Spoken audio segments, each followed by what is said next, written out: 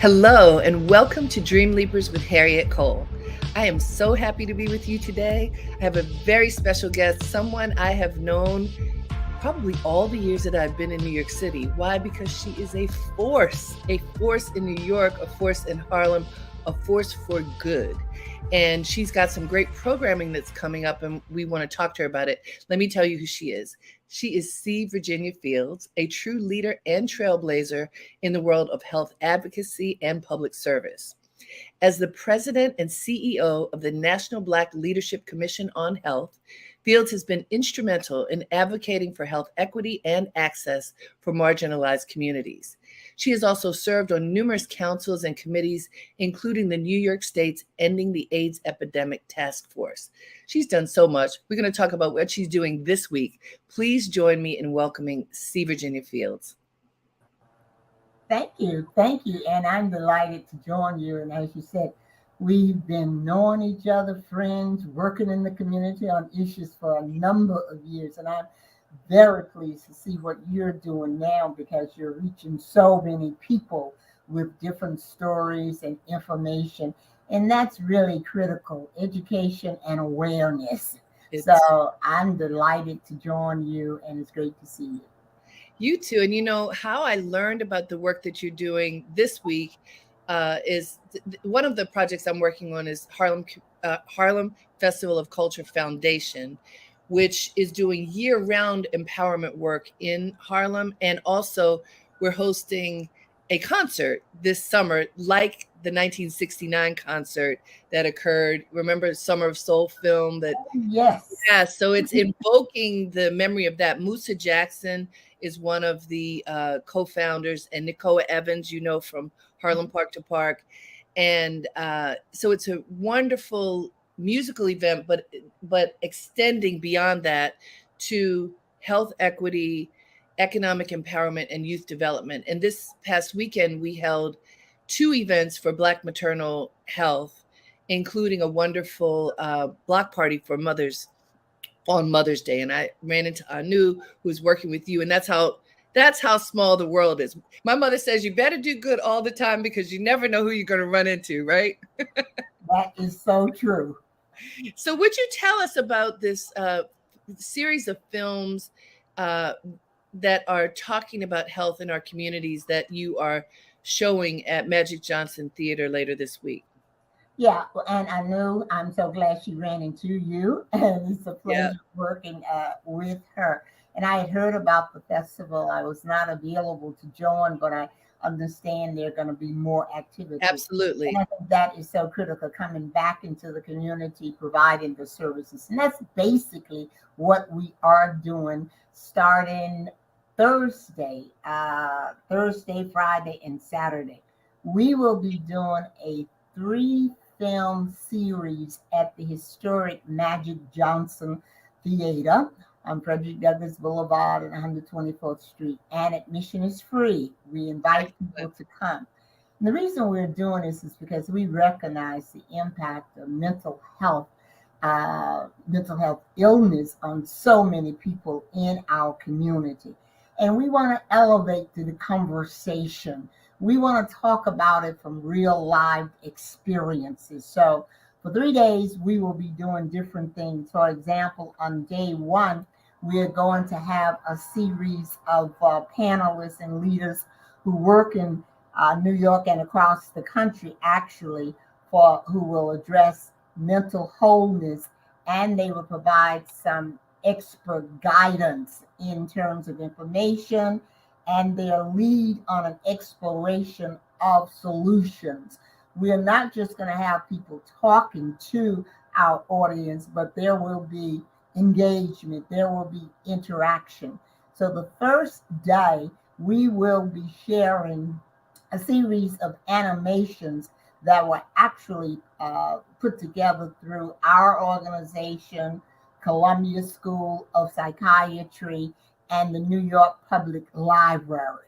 And we work with young people, seniors, and people in between, and created this animation of series. And that would be the first day.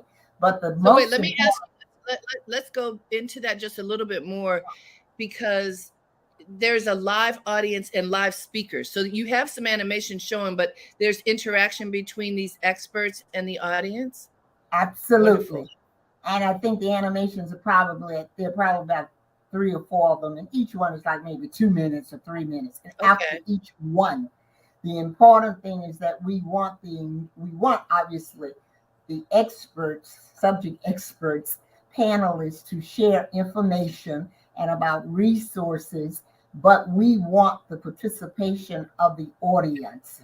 So there will definitely be opportunities for that in each session.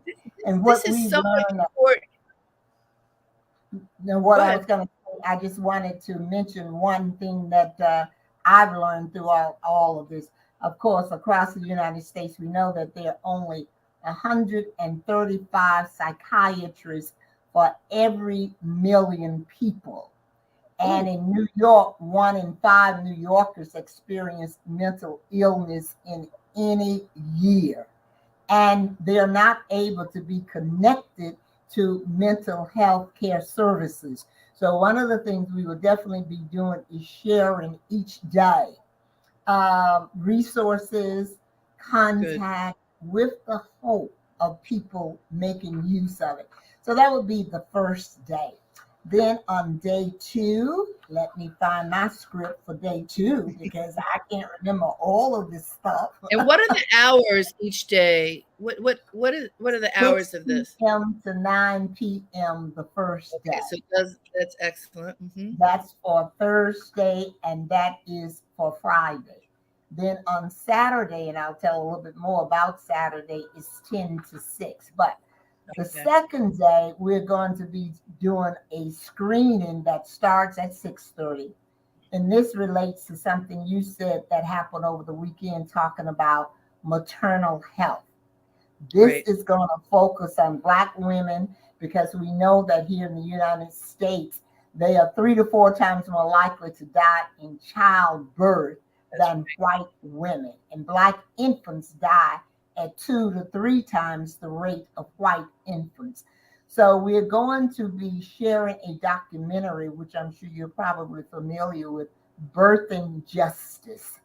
And that mm, brings us wisdom and experience of Black women and advocates who work in this area to explore factors that may create life endangerment for women. So the second day is going to be all about maternal health, the challenges, as well as the successes. We've been wonderful. working with a group out of Houston, no, Dallas, doulas, and they have created some phenomenal programs even before national attention started being given to the problems of maternal health and Black women. So that will be day 2, and that time for that also is 6 to 9, with the documentary beginning at 6:30. So we encourage people to come. The third day, which is Saturday, the time is 10 a.m. to 6 p.m., but we're starting a little earlier. But for the past year, my office, Black Health, has been hosting a health hub at St. Philip's Church on 134th Street. And that Right. health hub has been a source of information to the community. They can get testing, of course, for COVID as well as HIV and heart pressure. And we also have had a acupuncture there, and she has been Wow. able to do acupuncture and provide massages. So we will Right. start there at 10 a.m. on Saturday At at the St. Philip's hub, Church. St. Philip's Church, continuing to provide information, resources, providing tests. There will be food. And then at 12, we will proceed to the Magic Johnson. I'm sorry, at 3. The screening will start at 3 p.m. at the Magic Okay. Johnson Theater on Saturday. And Okay. this particular one is very interesting in that this is going to be a conversation again. All 3 days will be about conversation and care, offering tangible mental awareness services and resources. But on this day, we're going to have, um, you may remember this film, Dope is Death. That was a documentary on the historic action of healthcare providers and community members in New York City to provide addiction treatment to communities of color in East Harlem.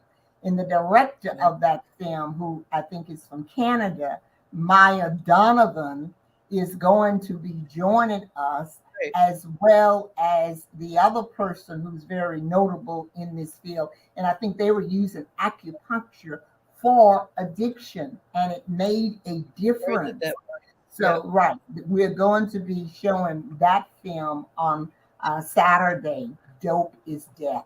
And that's the 3 days. Each day, as I said, is going to be That's a different focus. incredible. That's incredible. Thank you for letting us know what it is, and it's all free, everybody. So I encourage you to come and listen and learn and ask questions. You know, one of the things that in the conversation that we had this weekend with Harlem Festival of Culture Foundation, there were doctors from Northwell Health who were talking about the challenges of maternal care, like you just described. So many Black women do not go to term. So many children die in the birth process, so many more among African Americans than other people. And we had some women on this panel talking about the challenges that they had faced. They were fortunate to give birth, but the stereotypes that exist around Black women and fertility and just how we are treated when we come into the hospital, it's shocking how poorly women are treated, Black women, even today. And so I know that your work is holistically Black health, but what do you believe women can do to advocate for themselves better so that they have a more positive chance of successful birth in this process? Well, one of the things that I'm encouraging women and everyone to do is to come out on, this week as we Yes. talk about different aspects of health care, because Mhm. education is so important. Get Yep. information about whether it is maternal care, mental health, and other areas, addiction, HIV. We need to be better informed. And unfortunately, a lot of the information that's available, like from places like the Center for Disease Control, is on the internet, and they often talk about, well, the information is, as I said, but people are not going there to find out stuff. We've got to be on the ground. We have got to have programs and resources in communities to get people attention. I would just say to you, during the pandemic, for example, we were very fortunate, my organization, that we just turned Black Health because it's easier. We were very Sure. fortunate to get some funding, which was certainly more available then than it is now, to Absolutely. be out doing outreach and get people vaccinated because they saw us in the community. They understood the work that we did, and they were registering. They wanted to get tested. They They wanted trusted you. Exactly. So we need Mhm. to have visibility in our communities to provide the education and the resources and follow up, because sometimes I find in this work there's not the follow up that is needed, Right. and it is consistency, persistency of effort. So That that's how I makes think all we do it through our churches, our mosque, our community centers, our schools, wherever the childbearing age group congregates. And now that the weather is better, let's go to the parks. Let's Mhm. find them. Let's go to the barber shops, the beauty salons. That's what we have to do, Harriet. And what I find is that in this business, because my background actually is social work. And after Yep. graduating from Indiana University Graduate School of Social Work, got married, moved to New York, and I worked in the field before I went into government. And then after government, and I tell people all the time, there is life after elected official, that you can do so much good based on the knowledge and awareness you have too from that. But what I tell them all the time is that working in the nonprofit, not-for-profit field is tough because Yes. the work is repetitive.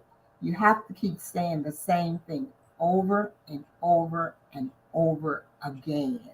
And that's what we do, and we have to continue to do that. Yeah, excellent. We have the honor right now of talking with C. Virginia Fields. She has been on the ground in New York. Yes, she went to Indiana University, but she's been here for a long time in Harlem, USA, really fighting for, advocating for the health and the rights and the lives of the people of our community. And we are so grateful for that. Her organization, Black Health, right now is focused on us. It's focused on our health and all the ways in which we can thrive. And, you know, a lot of us are not thriving. And that therefore, this effort that's starting tomorrow on Thursday at Magic Johnson Theater, that is free. We invite you to attend these films and discussions with professionals. You can ask your questions. It's Thursday, Friday, and Saturday, and we encourage you to go there. I want to talk a little bit about, you just mentioned the pandemic. And, you know, there was so much isolation for many people, for everyone, but including, you know, our elders who, many of whom suffered tremendously, and just folks in the community who may not have had all of the resources that they needed anyway. And it got worse during that time. And mental health challenges skyrocketed, you know, throughout the United States and beyond, but certainly also in the village of Harlem. What have you all seen through your work as some of the key mental health challenges, and what efforts do you feel are underway to support them? Well, we've continued to see again the lack of seeking help or even being able to receive help due to the Mhm. lack of psychiatrists, psychologists, because with several of the psychiatrists we work with, they tell us they cannot in any way accept any more clients or patients because they are Because there's just so few per capita, right? so few, right? So what we have seen, people going into deep depression and not understanding a lot of it. We're seeing increased acts of domestic violence. We're certainly seeing more of our young people um, responding to a lot of this through antisocial behavior, academic failures in the schools, in their academics, and so forth. So we'll continue because many of them, believe it or not, never received that package that they were supposed to receive in order to do the work at home. And that is becoming more known Right. right now. They never received that. So we're seeing all of it: domestic violence, academic decline, depression, And drug more activity, addiction, right? Yeah, much more drug and we've activity. seen an increase in HIV positives And you know because what? We remember when HIV was identified absolutely as a killer. People did not survive. There were many, many, many years with HIV when people did not survive. And because of these new medications that Mhm. help to suppress the virus, I think a lot of people are not understanding how deadly it is, and how deadly it still is. Absolutely. Antiretroviral treatments has made a big difference. And I'm very pleased to say, certainly here in New York and other parts of the country, we have just about eliminated transfer of AIDS from mother to child during the birthing process. Remember, because we had a lot of babies at Harlem Hospital who That's right. were there, and God bless Mother Hale, who took in so many of these Amen. children and made a difference. God bless her. So, but the work, because of the work, again, we do outreach in the community around HIV/AIDS. We are providing testing, and after they get it confirmed, we've seen an increase in that because people do not believe that HIV is AIDS is still a problem, but it is still a big problem. HIV/AIDS rates are highest in the Black community and That's right. among Black heterosexual women. Among all women, Black heterosexual women have the highest rates. Certainly, progress has been done, no question about it, over the last 35 years or so, but not enough. Blacks are still disproportionately impacted by HIV AIDS, and much more needs to be done. Again, resources, put the resources where the problems are. Data informs us, it shows us exactly where these conditions exist, just as it did in COVID. And here in Yep. this community, we were very involved in fighting for resources, vaccination sites, um, information for certainly for seniors who were not going online to register, etc. Give us the resources. We're trusted in the community, and we can do this. So put the resources in the areas of greatest need using the data that informs us where these situations and the needs exist, and it's not being done that way. When I spoke to someone very recently, educated, well educated Black man in Harlem community, and we were talking about HIV/AIDS and what's happening in the community now. Today, in 2023, his belief is that HIV is a gay disease. And I'm like, come on, brother. It is equal opportunity at this point and has been for decades. I mean, yes, we saw it proliferate first in the gay community, but there are these beliefs that persist that, well, if it's a gay disease, it can't happen to me, it can't happen to my heterosexual children. These myths persist. And I think it's hard to understand that they persist even after all of the education that has been out there. But as you say, the work that you do is repetition. That repetition sometimes it's got to get frustrating when you're repeating the same thing over and over and over, and folks aren't listening.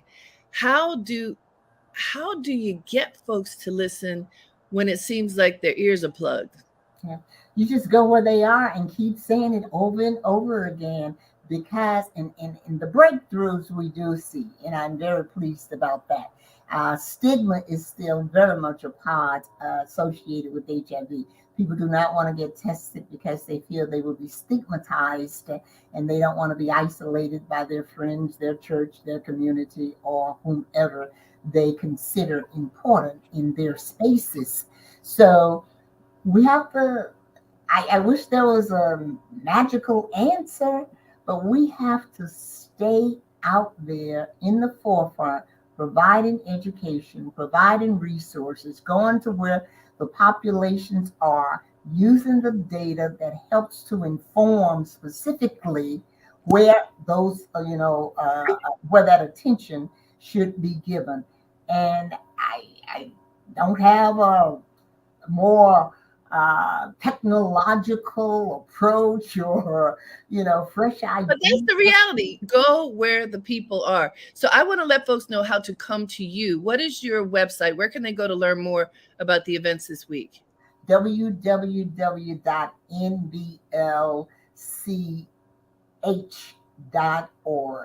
www.nblch.org. And I really encourage the community to come out. A wealth of resources, wealth of information that you can use, opportunities to meet people in the profession for follow up. And we're committed to this. And I hope that people, our community, will come out and let's start some real healing together. Well, I'm so grateful that you're doing this work. You've been doing it. You've been on the front lines for so long. Yes. And for folks who watch and listen to Dreamleapers, the reason that I had C. Virginia Fields on to talk to us today is you can't live your dream if you don't take care of yourself. If you don't take care of your mental health, your physical health, your well-being is critical to your ability to pursue your dreams. So please, everybody, learn what you can. Go out and to these events this week.